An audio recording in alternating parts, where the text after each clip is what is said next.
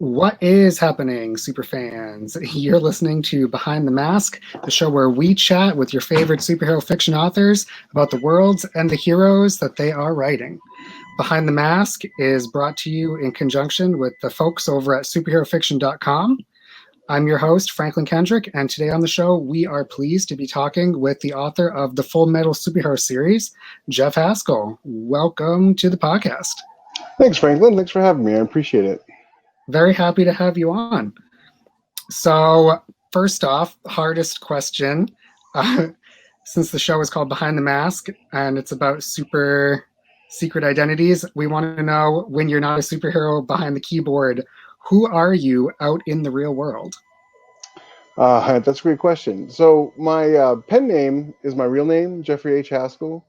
I go by Jeff Haskell when I'm talking to people, just by themselves.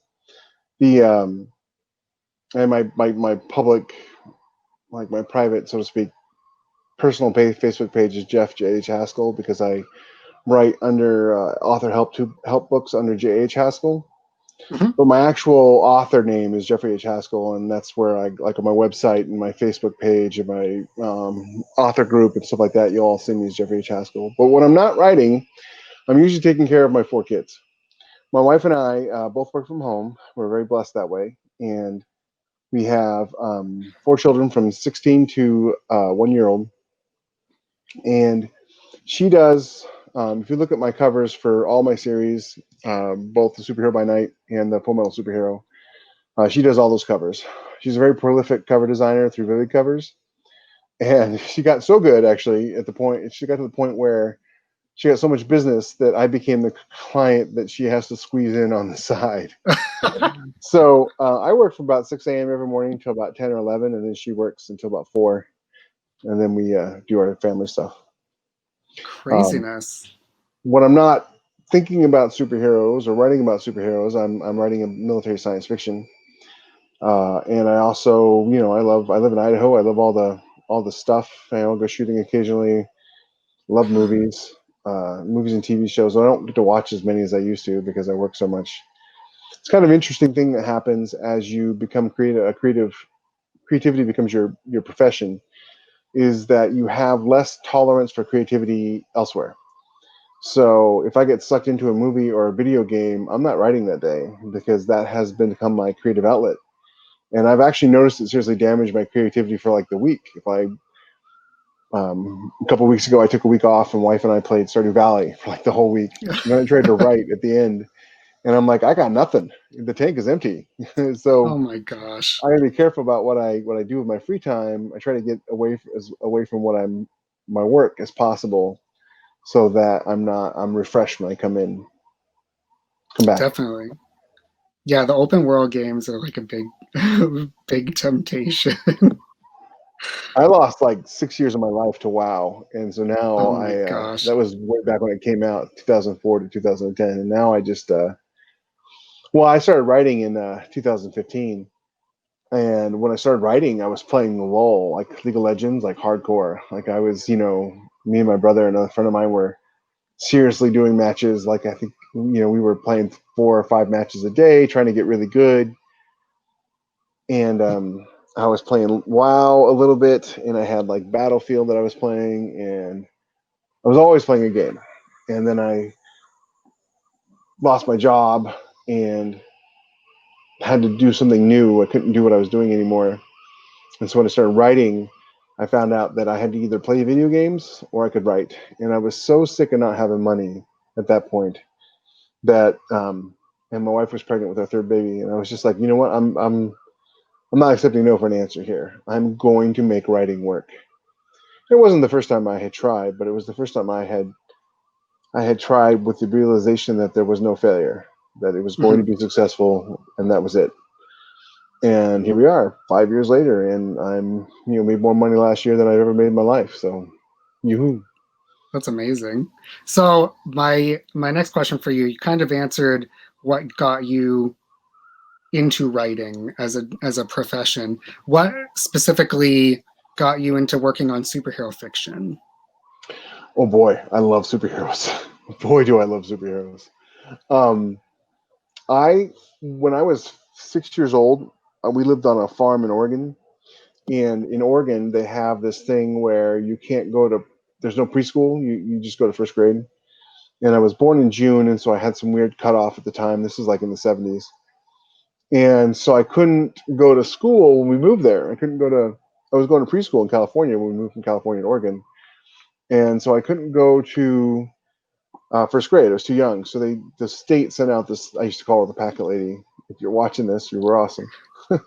And she'd come out and she'd teach me how to do stuff. And she discovered that I really liked comic books. And so she would bring me comic books to read. And I learned to read, honestly enough, on Amazing Spider-Man. I loved it. And Spidey's been my hero ever since. So, and then, Spider-Man turned into all things Marvel, the Avengers, X-Men, Fantastic. Well, not so much Fantastic Four, but when they crossed paths with Spider-Man, Yeah. West Coast Avengers was one of my favorites. Iron Man, Cap, the whole bit. And so as you'd imagine, the last 12 years have been pretty awesome for me. I'm like Oh, of seeing all course. my childhood heroes finally come on screen correctly. So in 2011, I was going to school because I'd lost my job, and I was trying to. I was going for. I did tech support for almost 20 years. Computer tech, help desk, computer support, and I got an illness in my throat, and I couldn't talk anymore for a while. Not for 8 hours a day, 130 calls a day, Oh man. and so I was going to school to be an MRI technician. I'm a big guy, 6'4", so and they had a shortage of men who wanted to be MRI techs, and they needed them because there's some big patients who need to be lifted on and off the table. And it was pretty hard for me. I've always been a fan of science fiction, and I've always been more than a casual interest in science. But ultimately, I'm a creative person, and so the way science works is extra hard for me. It's not that I'm no good at it; it's just extra hard for me. And so I spent a lot of time trying to be as efficient as people who were more left-brained or whatever it is. And so I struggled to get 80%, while other people seem to get hundreds pretty good. Then I had this history class, and it was just it was so amazing. And CW, College of Western Idaho, and this is like I'm in my 40s at this point, right? I'm trying to retrain. And my professor was Reggie Jane, and Professor Fabulous Hair, as he called it. He told me, he's like, you should not be an MRI person. You need to be a history teacher. He's like, you have a gift for it. You need to do it. And I was like, yeah, but I need to make money. And he's like, it's not about money. It's about being happy in your job. It's about doing the thing that fulfills you inside. And so while that was happening, I happened to pick up Wearing the Cape by Marion G. Harmon, which is an awesome novel series. The whole series is called Wearing the Cape. But the book one, I started reading it, and I was like, wait a second. There's a superhero fiction genre, and nobody told me. And you have to realize, Franklin, I read a lot. I was always reading as a kid. I had a pretty rough. We moved from Oregon to Alaska when I was young, and I had a pretty rough childhood growing up. I was always the outsider, and so I was always reading. When I joined the Army, I would have a book in my cargo pocket, and drill Mhm. sergeants, and then my sergeants later on would always get mad. Why you always reading, Haskell? And I'm like, oh, I'm breathing. I gotta read. And so I love reading. I love telling stories. I was always the DM. And so that the whole thing appealed to me. And then I read this superhero fiction book, and it's really good. And Marion's just a fantastic author. And my son walked by. And then I picked up Confessions of a D-List Supervillain, which was also really good. Mistitled because he wasn't really a supervillain.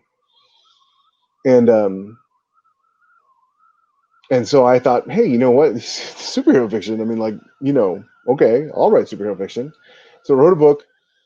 The first time I'd ever written a book beginning to end. I had been writing off and on my whole life, mostly just like short stories and Shadowrun fanfic, that kind of thing. Mhm. And so I wrote this book beginning to end about this superhero, and she was awesome, and it was terrible. It was.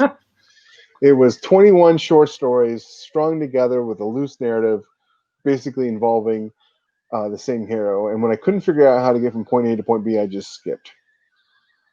But it ignited something in me that made me want to write. And then fast forward to 2015, college wasn't going so well. We're still in the middle of a terrible. They don't call it a recession at that point, but it was. Mm-hmm. But it's like when 2 out of 3 businesses in Idaho were out of business with for sale signs in front of every house, it was still bad here. Yeah. And and my wife was pregnant, and school wasn't going great, and I was just like, okay, now I have to go get a real job again. I have to go do tech supports because it's the only thing I know how to do.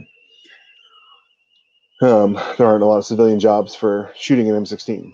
So I was looking into it, and I looked back at the stuff I'd written already, and I was just like, you know what? I'm so sick of being poor, and the recession really gutted us, and it was just like, I have to do this. If I have to go back to a telemarketing or a tech support job, I'm gonna end up committing suicide by 50. Oh my gosh. That's how bad they are. They're horrible jobs. I mean, if you've ever worked in a call center, I've you know known what a I'm talking couple about. people who have, and they did not stick with it for very long at all. Yeah, and I did it for 20 years. So I mean, Ugh. it's rough. It got rougher too. It wasn't in the beginning, but it just as the recession hit, corporations were cutting costs and treating their people worse and worse and worse. Oh yeah. And plus, I have severe ADD. I'm terrible ADD or ADHD or whatever they call it now, and that made it hard for me to finish anything. So about the Mm-hmm. same time as all this is happening, my wife Rebecca, who is pretty much the genesis of everything good in my life, she said, "Jeff, I think you have ADD. You should go see somebody and get some medicine." I'm like, "Yeah, I don't have ADD. It's just people being lazy, right?" And she gave me one of her ADD medicines. And in one day, I cleaned the house, started a new project, cleaned my room, finished the project. And at the end of the day, I had done so much stuff. And I was just like, is this what everybody else feels like all the time? I mean, it wasn't hyper or anything. I wanted to do something. I did it. Mm-hmm. And I finished it. And I was like, holy crap. And so I went and saw a psychiatrist. And he's like, yeah, you've got pretty bad ADD. Here's some Adderall. And I've been taking that ever since, and it changed my life. That focus, the ability to focus, combined with my hunger, for lack of a better word, to succeed and not ever fail again, and to for the first time in my life actually do something that made me happy and made me money, Mm-hmm. um, is what that all turned into. So, and then I finished that book, and it sucked. I wrote some novellas for Jay Allen, who writes a really big military science fiction series back when Kindle Worlds was still around. Mm-hmm. And then I wrote a couple of novellas for Lindsay Baroker's Shadows of the Empire series, and was getting pretty good at it. And I would stop and I'd read craft books because I would know craft just in case that came out as crap. So I would I could fill in the gaps in my education. I'd get to places in a book and I'd want to do something and I wouldn't know how, and so I'd go find a craft book that covered it. Mm-hmm. And then I had an idea and I wrote 3 books of urban fantasy because I was following Chris Fox at the time, and he was talking about how trilogies sell, and so I wrote 3 books in an urban fantasy. And at about that same time, Kindle Scout was going on. I Mm-hmm. don't know if you remember that program, but Yeah, it didn't last for super after long, about but I 4 do years, remember it. yeah. And so I submitted a book, and it won, to everybody's surprise. I mean, everybody's surprise, and mine most of all. And they published the first one. I published the next 2. Learned a whole bunch, what I did wrong, what I did right. Went back and studied some more craft stuff because I felt like my books weren't emotional enough. And then I wrote Arsenal. Published that in June 26th of 2017. And 8 books later, that series is wrapped up, and I'm 4 books into Superhero by Night, working on the 5th one right now. And at the end of the year, I'll have a trilogy launching through Aethon Books, military sci-fi, big spread, all 3 books at once, all audiobooks at the same time, and paperbacks Wow, at the same time. Yeah, it's going to be pretty cool. that's There you are. awesome. So we sort of started talking about your huge Sorry. book. your huge book series. Um, you said the first series is wrapped up Yeah. essentially. Full Metal Superhero got to 9 books, and as mercenary as it sounds, it stopped selling. Which is, that happens to every series. It's not a reflection of the series. The people who were still buying them love them, Mhm. and you can tell that the people who I always get better. Hopefully, everybody gets better as they do this more. I'm very focused on always learning something in between books and learning my mistakes from past book. And so by the time I got to book 9, like solid 5 stars on all my books. Mhm. Um, and it's a really great series, and everything wraps up in the end, and it's beautiful. And I'm probably going to do, not probably, I am going to do a new book series with that character and a bunch of other characters as a team, probably at the end of the year or beginning of next year. Cool. Do you want to talk a little bit about? You can do this series, or you could do your other one, whichever one you want. Talk about your heroes. Who are they? Are they a team? Oh, What is okay, yeah, their sure. what is their dynamics like? Do they hate each other? Do they love each other? Well, it's a connected universe, right? So if I'm going to write superheroes, there's no point in me writing the origin of superpowers twice. Mhm. It's already tough enough to come up with a good, solid, logical reason why superpowers would exist at the beginning in the first place. And I don't talk about it until book 3, so I don't want to spoil it, but it's fairly unique. Some double fakes there. You think it's one thing, and then by book 8 you find out that actually it was something else. I'm pretty proud of that. So Arsenal is the Full Metal Superhero, and she is when she was 6 years old, she was in a horrific car accident that left her paralyzed from the waist down, and her parents were killed. Except that's what everybody told her. Her parents were killed, but she saw them get taken, and so she spends her life learning to become the world's greatest engineer, metallurgist, computer scientist, you name it. Anything to do with physics and engineering, she's probably one of the best at in the world. And she kind of mirrors me in the fact that she just refused to not be the best, and refused to not to quit when everybody else told her that everything, that she was believing a lie, that her parents were actually dead, and she just wouldn't accept it. She knew the truth, and she also knew that the people her parents worked for were part of the superhero community. It was this big corporation that supplied all the superheroes with their super tech stuff. And so she created Arsenal. A suit of armor allowed her to join the superhero groups, infiltrate them, as you will. And over the course of the books, her story gets resolved. She becomes one of the greatest superheroes in the world. She's very hopeful, very optimistic, but doesn't shy away from challenges or doing the hard things. She's great friends with all her team. There's no the tension in the team comes from, will they follow Amelia? Her name is Amelia Lockhart. Will they follow her on some crazy adventure that, by the time book 4 rolls around and she's like, listen, guys, there's aliens and we got to go to their home world, they're all like, oh, well, you've been right every time since then, since the beginning. So Yeah. you're right about all the conspiracies and the government was out to get us, and, et cetera, et cetera. So by that time rolls around, they're all in it. And then so the tension is like, who lives and who dies?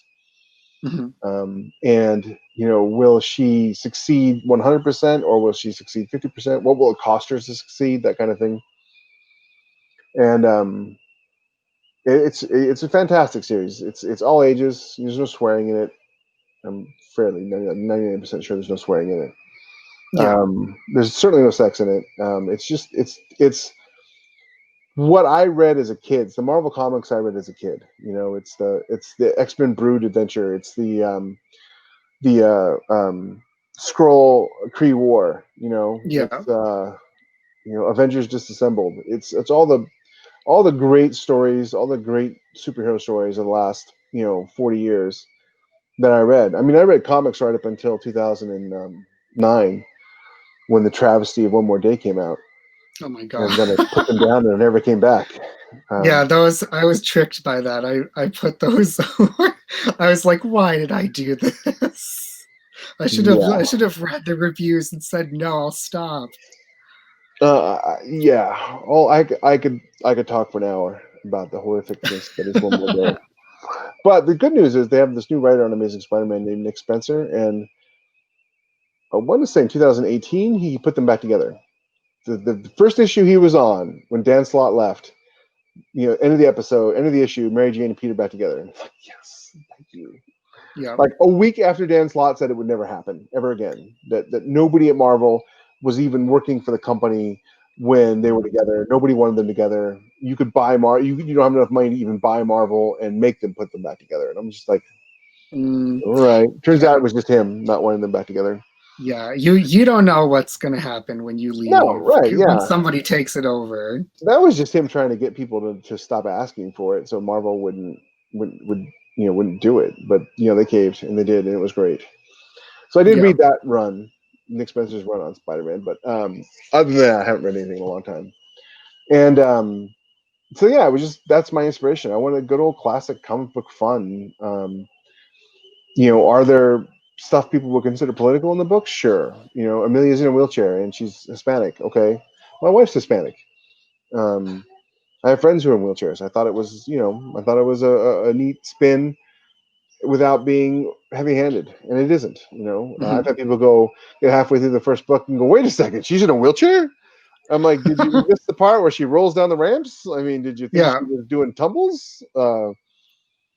And then I did a casting call basically on my website saying like, "Hey, if there was a movie, who would you guys like to play Amelia?" And like the first three were like blonde women, and I'm like, "Oh, that's cool and all, but I mean, you guys know she's Hispanic, right?" And they're like, "What?" I'm like, "She's set in Arizona. How disingenuous would it be for me to have someone from Arizona kind of not be Hispanic? Not that there aren't white people in Arizona, but I mean, there's also a lot of Hispanics, and so it just so happens. Anyway, so there's all that stuff in there. Plus, I'm a very personal responsibility person, and I was in the Army. I believe in courage and honor and optimism and hope, and so that's all in there too. So there's no grimdark superhero crap for me. I don't do Watchmen. I'm not even remotely. Everybody else does that. That's everywhere. You're not disassembling the tropes and all that stuff. Deconstructing the genre. I'd rather start a shotgun than do that. I mean, deconstructionists drive me batty. Yeah, you don't like the genre, right in somebody else's genre. Don't come into mine and start it's tropes for a reason. Like it's the bedrock that's built upon, and then the way you make it different is you spin it. You don't just like discard it completely. Yeah. And make it into. I've noticed with creative types, they have this grand illusion that they're somehow unique, that their stories are new and different, and it's just not true. I hate to tell you this, about 2,000 years ago, somebody wrote in a book saying that there was nothing new under the sun, and it was true then, and it was true now. Yeah, and they didn't have digital publishing. Yeah, it's just if you think your stuff's, I hate to bag on anybody. I'm not bagging on anybody specific, but if you think your stuff's so original and unique, you just haven't read enough. And so when I first started publishing the superheroes in 2017, there was tons of Watchmen-like stuff. Nobody with powers, all dark and grim, and they call it superhero stuff. And I'm like, no, if they don't have powers or something that affects powers like Iron Man armor or Batman's gadgets, then they ain't superheroes. Sorry to rain on your parade there. And everybody was all dark and grim, and I hate that crap. It leads nowhere good. So to me, superheroes are people with extraordinary abilities doing extraordinary things because nobody else can. And yeah. And so that's Arsenal. Cool. And then I got to book 5 or 6 on Arsenal. And at the same time, I'm a big fan of Chris Fox and Lindsay Broker, and I believe in associate with the authors you want to be like. So I look at them and I see their success, and my lab is trying to get up here with me. I see their success and I go, okay, I can't do what they did because that was 2016 and Lindsay was 2011. But I see where they are and how do I get from here to there? And so I try to do that. So I listen to everything they say and they do. And Chris was talking about how if you've got a successful series, you need to do a second series by the time you're hitting about book 4 or 5 to bring your audience over. Because if you don't, one series is not enough to make a super fan. They'll read your series and then they'll forget about you. And he was absolutely right. So in 2018, I went to 20 books and I had this great idea for a new superhero series. I'm a huge fan of Punisher and Batman. Love those guys. John Wick. John Wick. Oh yeah. And so I came up with the Vigilante. superhero vigilante. She's got powers, and kind of like my take on the Punisher and Batman, if they lived more like in the real world, but like Batman wouldn't exist in the real world. I mean, Mhm. nobody can heal from a gunshot wound. Sorry, I don't care how determined you are. Yeah. So, uh, so I kind of made her this character she's got regeneration and she can teleport. And her family was killed by human traffickers, and so she just had to kill every single one of them. And so my tagline was, if the Punisher and Batman had a baby raised by John Wick. And I got a pretty good response from that. A little grin like that one every time. And so I wrote it, and that's the Wraith. Her name is Madison Dumas, and she's from New Orleans, and she's an African American woman, and she is home. She was a model in New York, and she's home for Thanksgiving. And her dad was the DA, and these super villains come in and they murder her family and her too. She's the only miracle that she survived. And she is the last person to be able to go on a rampage and do a Rambo on it. So she runs when she wakes up from the hospital. And she ends up in Detroit, and she meets this guy who was a vigilante in Detroit named the Wraith. And she asks him to teach her his ways. And so he does. And, once again, she determines to, she's gonna kill it. She's gonna be great. She's gonna get these people. And then it turns out there's a twist, and she ends up with powers. And then like book 4 is when her loop closes with the human traffickers. Because basically what she does is she just goes up the line and she kills every single one of them locally, and then abroad, and then further abroad, and then she just, every time she kills somebody, she goes to the next guy up the line, giving him orders, and kills him too. But while doing that, she doesn't lose her optimism that the future can be better, that things can be better, humanity can be better. She's still hopeful and optimistic. She's not the wallowing in her, oh, I had to kill people kind of person. She's committed. She's committed in the best way. Yeah. She's And got a then I've job to got, do, and she's going to do it. yeah, exactly. And he's really good at it. I use a lot of great lines from movies that I love, like Tombstone and whatever. Part of my inspiration for her was like the gunfighter, Doc Holliday and stuff like that. Mhm. And but how does a vigilante? One of the big things of that series is a lot of fun. Is how does somebody who uses guns affect people who are invulnerable? How does a vigilante like the Punisher go after people like Colossus? Right? He wouldn't stand a chance against Colossus. Wouldn't Yeah. matter what he had, unless he had a nuclear bomb, and even then, I don't think that would affect Colossus. So how does a vigilante deal with that? And at one point, she tells somebody, "It's like, well, they got mouths. I got someplace to stuff a grenade." And things like that. So she's a Mhm. lot of fun to write. Putting a lot of that stuff on its side, figuring out how, like, okay, how would somebody kill the Juggernaut if they didn't have any superpowers? How would somebody stop Mr. Fantastic? How would somebody stop, somebody who could dodge bullets or, phase? What are the things? Mhm. How do you stop a telekinetic? How do you stop somebody who is a, world class? Turns out you wrap some piano wire around, you make them use their powers. Hey, did we lose some?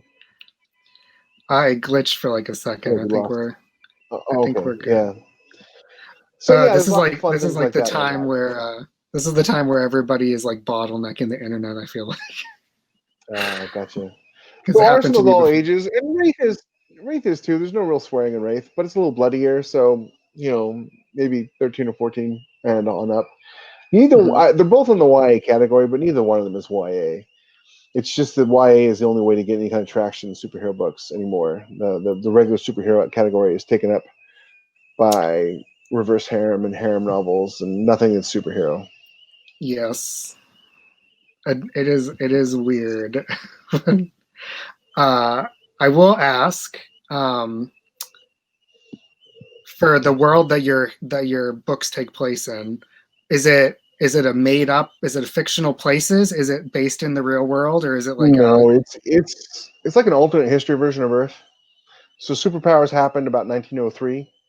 And so one of the challenges of writing superheroes is coming up with a logical reason why superpowers exist. Mhm. And Marvel had it easy because everybody accepted that radiation was an unknown, and that yeah, buddy, there you go, and that getting exposed to radiation might give you superpowers or something. And but with modern day books, everybody was doing this whole event. There was a whiteout or a blackout, or people fell unconscious, and then they had powers. And I didn't want to do that either, mostly because everybody else is doing it. Hmm. And so I came up with an idea for how people got having to do with dimensions, other dimensions, and physics, and try to keep it all very coherent and logical in a fantastical way. So uh, there are people called elementals. So like people who can turn, like Johnny Storm, right? They can turn into fire, fly Hmm. around. That's because the physics of a universe that is nothing but fire has latched onto them, and so now they follow the rules of that dimension. That's kind of how the powers work. So you follow the rules of Cool. whatever dimension your powers come from, and that gives me a lot of breadth of abilities to give people. I can pretty much come up with anything. And so, and since it was 1903, I didn't have to worry about people like questioning why there were superpowers. They just were. I didn't have to explain it. Nothing. There just have been and always will have been superpowers. And I got to do some alternate history stuff, which was kind of neat. World War II wasn't about the atomic bomb; it was about superhero arms race, stuff like that. I got into a little trouble because there's some seriously historical events that, if you mess with them a little bit, it has tremendous ramifications for the rest of history. And my editor kept getting mad at me for them going through airports and not having to go through like the body scanners and stuff like that. And I'm just like, Yeah. he's like, you better say 9/11 didn't happen in this world. You just have to say that. I'm like, I'm not going to say that because it's How disrespectful. does I'm yeah, how does also it not going to worry about it. how do you bring that up in the middle? Yeah, Like, hey, of a this light thing just superhero novel, yeah. yeah, wow. And yeah, so the world is our world. It's just slightly different, with a slightly different history and superheroes, and monsters and gods and aliens and time travel and all the things that you expect from superheroes.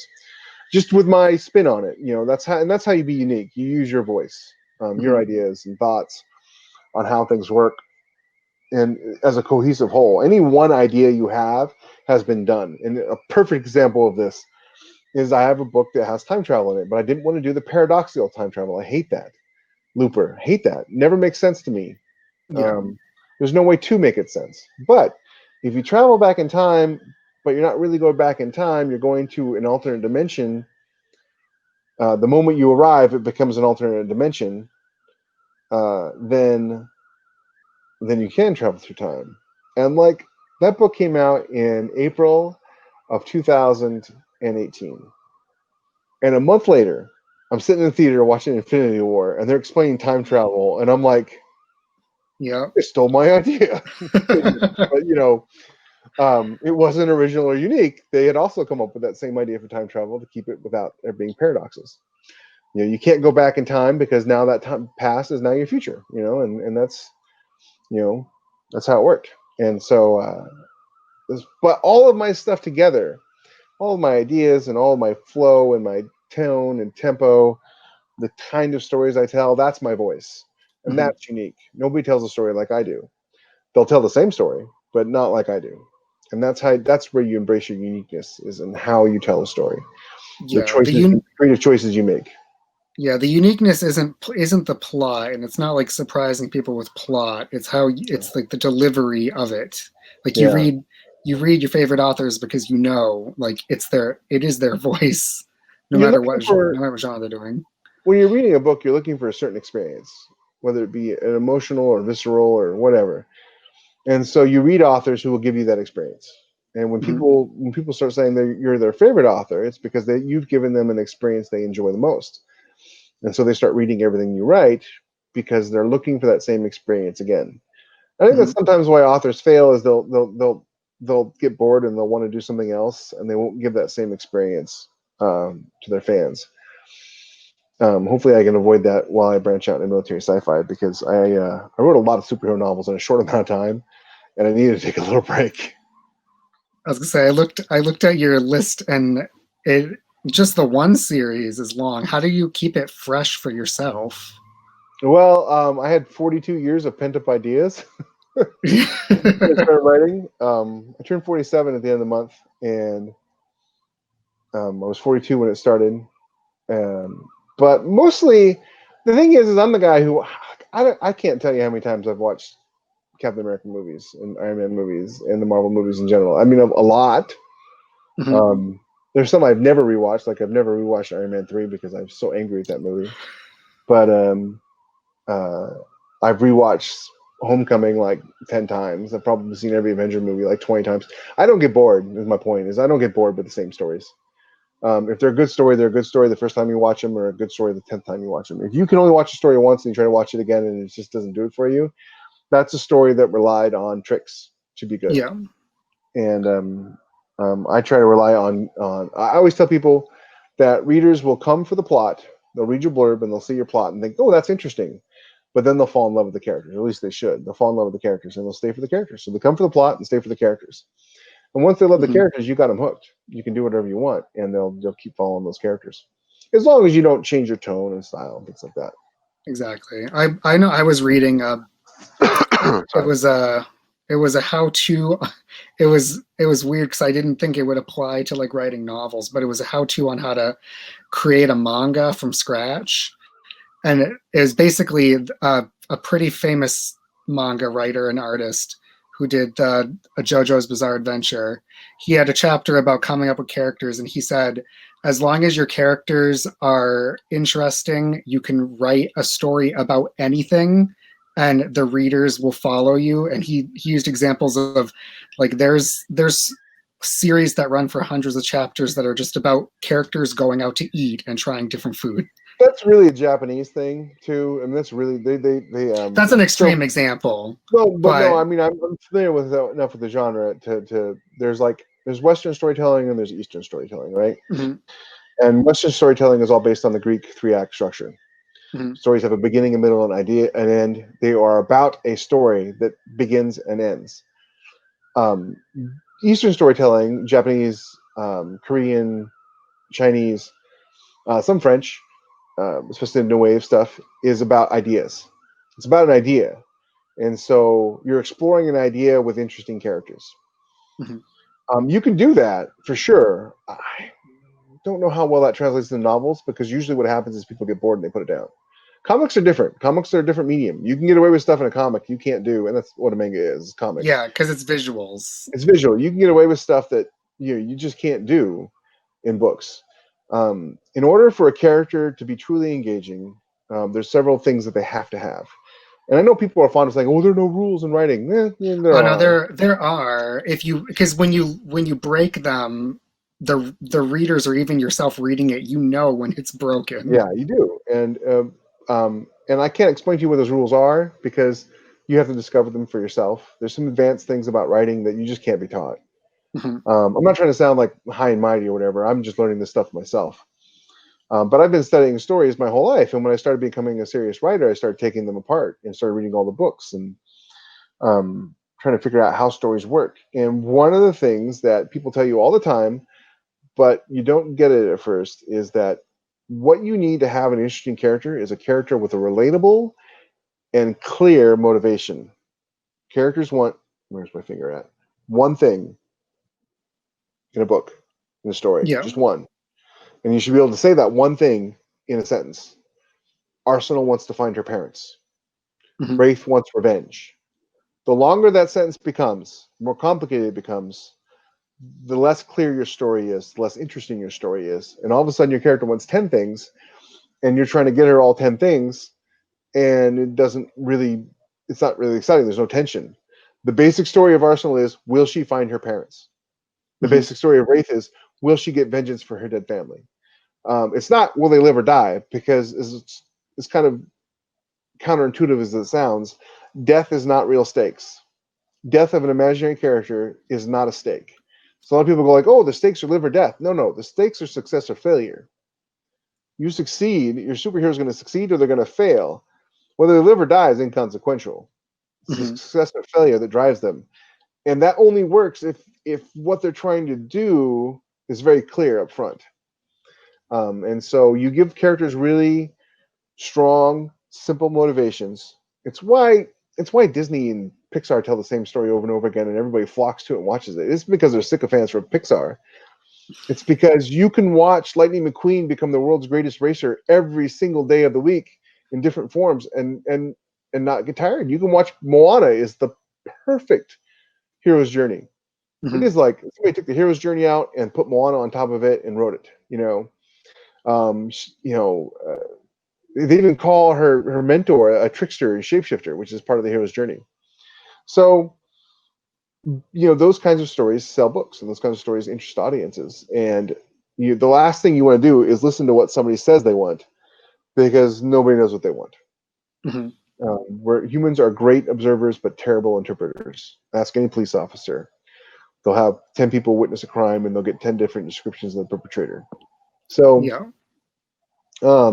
it's really important for you as the author to know where you're going, to know what your character's motivations are, to be able to explain them simply, and also to know what kind of obstacles to throw at them to stop those motivations from happening, and stop them Mhm. from exceeding their motivations.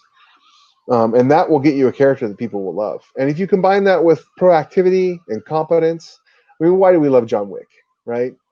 Is it because it's Keanu Reeves, or because that man knows how to shoot a gun? Yeah. And he's proactive, right? As soon as his dog is killed, he doesn't just sit around and mope about it. He goes and finds out who did it. Yeah. And every good hero is that way. You don't watch a movie, a good action movie, or a good movie in general, where the hero just sits around and does nothing and mopes about their life. That's not interesting to anybody. So Yeah. proactivity and competence, and then just beat the hell out of them during the course of the story. And Yeah. play hard. Lucy is walking down the lamp, and he's all bloody and beaten. His feet are torn up. I mean, it's like John McClane's the man. Yeah. So that's how you make characters that people will keep coming back and wanting to read. So, I forget what the question was, but that was the answer. yeah. Well, I was like spinning off of that. So speaking about like characters and like being original and creative and all that jazz, do you have without spoiling, obviously, do you have a plot thread or a twist that is your favorite, or do you have one that surprised you when it came to you? Yes, yes, yes. Or Sometimes. if you can't say what it is, can you I, say I, I can I can which I book can it is in? I can speak about generalities. I don't want to say which book it in, because that's kind of a spoiler. Because as soon as you start reading the book, you'll know that's the book. Okay. And if you want to read my books, the first one's 99 cents. Arsenal is 99 cents right now, so it's a good time to jump in. Plus, it's on Kindle Unlimited. Just Amazon.com. Yeah, if you have Kindle Jeffrey H Unlimited, Haskell. you have no obstacles in front of you. Yeah, Just I also have go a do six it. book. I also have a 3-book box set for the Arsenal series, a 3-book box set for Wraith, and a 6-book box set for Arsenal. So that are better priced than buying the books individually. So yeah, go check out Arsenal. At least the first one, it's 99 cents. If you like it, you'll like the rest. I have a really great read through. 90% of people who read the second book go on to read the entire series, so it's a good read through. But yeah, I do have one. Every once in a while, you'll be writing a book. Things will be going along great. The characters will be awesome. They'll be getting along, and all of a sudden, like this one character will turn a corner, and you're like, "Oh crap! I think I have to kill them." And it's just the story demands it. The character's actions haven't led to it. It's just it's not the plot dictating the character. It's that the character is doing what the character would do. Mhm. And in that situation, the story is set up in such a way that if the character does what they would do, they would die. And there was no way for me to save the character without reworking the entire story. And I was crying right in the scene. It was brutal, because it's not the kind of death. He doesn't actually die, but he's dead. It's difficult to explain without spoiling it. Mhm. But when Amelia was realized that the person was dead, it was devastating, because she was absolutely powerless to stop it. And it was really powerful. It was a very powerful scene. Um, at the same time, I think I've gotten better than that, and that was just like last year. So I can't wait to do more stuff like that. So it should be good. But Very yeah, that was cool. the one that got me. There's a terrific plot twist in the Wraith that I really enjoyed writing, but it wasn't a surprise. I mean, I kind of worked it up from the beginning. And there's a good plot twist in book 4 of the Wraith that you'll like. Possibly the end of book 3. That's it, and then book 4 is about that. And there's a team up too. Book 4 of Arsenal, or book 4 of the Wraith, is a team up between Wraith and Arsenal, which was just a ton of fun to write because those are two very different characters. For the Wraith operates on the presumption that if a person is guilty of a crime like human trafficking or rape or anything like that, then they deserve the death sentence. Period. Mm-hmm. And she never makes mistakes because she has a power that lets her tell when people are lying or see the evil they do or stuff like that, you know. And she only goes after the bad people. She's not walking around the street trying to stop crime. You know, she'll move into a city and she will observe the city for a few weeks, kidnap Mm-hmm. people here and there who are bad guys and get all the information she needs from them, find out who the really bad people are. Because, you know, her mentor told her that it's not the foot soldiers that make a difference, it's the leaders. And then, of course, you got Arsenal, who will kill if her life or somebody else's life depends on it, but she doesn't want to. She doesn't enjoy taking life. She doesn't want to take life. It's not. She's a normal person. With the Mm-hmm. Wraith, it's just like, you know, now you made your bed. Now you get to lie in it. And, you Yeah. know, the only reason you're sad now is because you didn't think it would ever happen, because criminals think that they are bulletproof and nobody will ever catch them or give them real justice.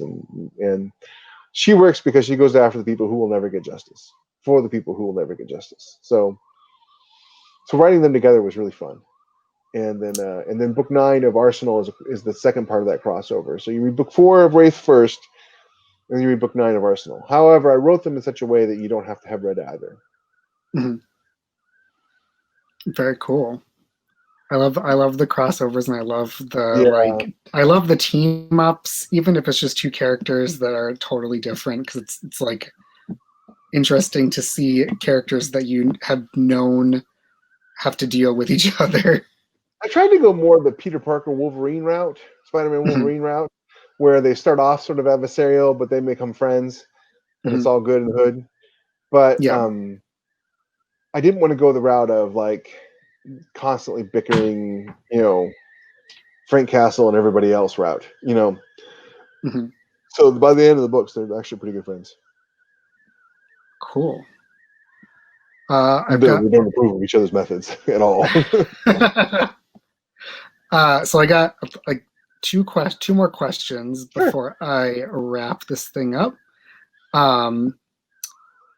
Is the 4-book series, is it still ongoing, or yes, are I'm you actually working on book 5 right now. So cool. book 1 is just called The Wraith. I took there was this great Punisher series called Welcome Home, Frank.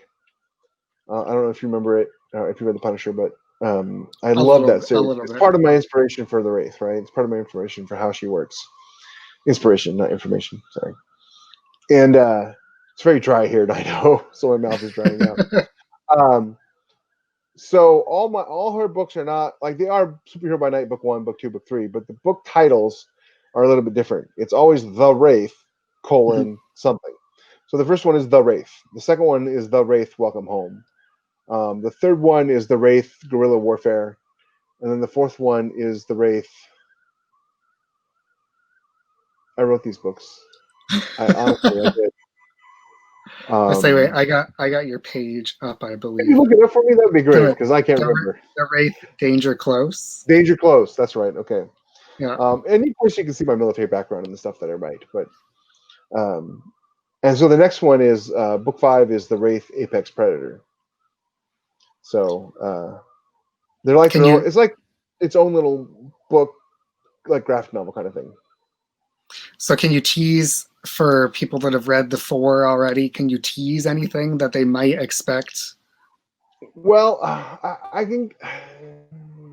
Or hints? The Apex Predator is not who you think it is. Okay. So there's, you know, besides superpowers in the world, there's also supernatural stuff, and there's beings from other dimensions who've come to our dimension who are really powerful. The act of coming to our dimension has given them powers. It's not like a secret or anything. Like the Greek gods were real, but they came here as explorers from another dimension, and when they got here, they had superpowers. And so, sorry, I'm trying to stretch my legs a little. And so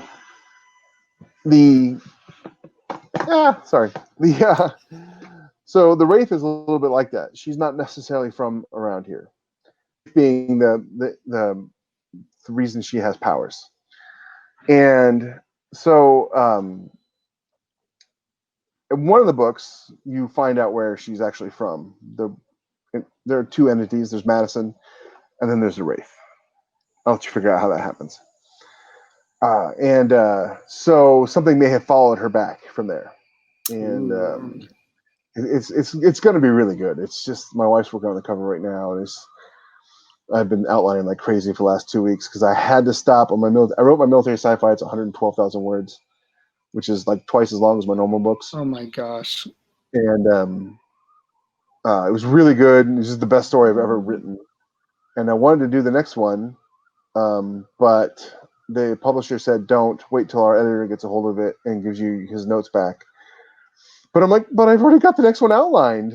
And they're like, you need to hold off. And so I have to do something. And I'm like, okay, well, then I'm going to whip out a Wraith book because I can write these things with my eyes closed and I can release it in July or August and, keep my income going.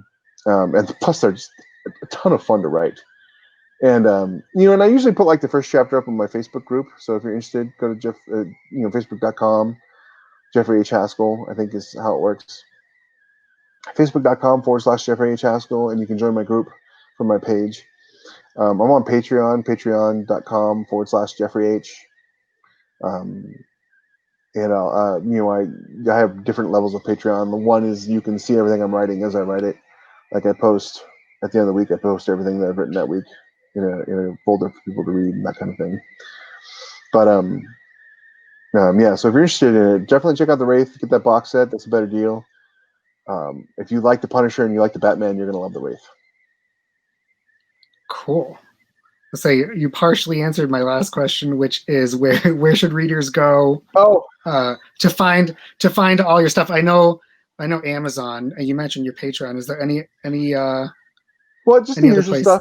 Amazon.com. I'm exclusive with them for now. I actually don't know if the publisher is planning on putting my books in Kindle Unlimited or not. I think they are. But I'm probably going to go wide with Arsenal here in a bit just because the income is coming down on it and I have a threshold of how much money I need to make per month with these books in order to keep them in Kindle Unlimited.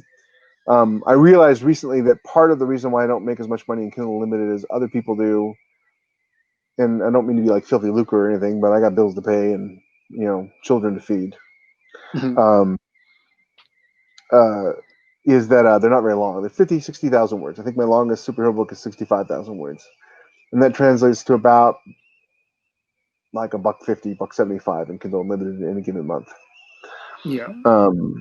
So my goal has been from the beginning is to write longer. I just wasn't able to figure out how, and now I have. And so I'm probably going to write, 75, 80,000 word superhero books. But yeah, Amazon.com, Facebook. Please come find me on Facebook. I love talking to people about superheroes, about books in general, writing in general. Patreon, of course.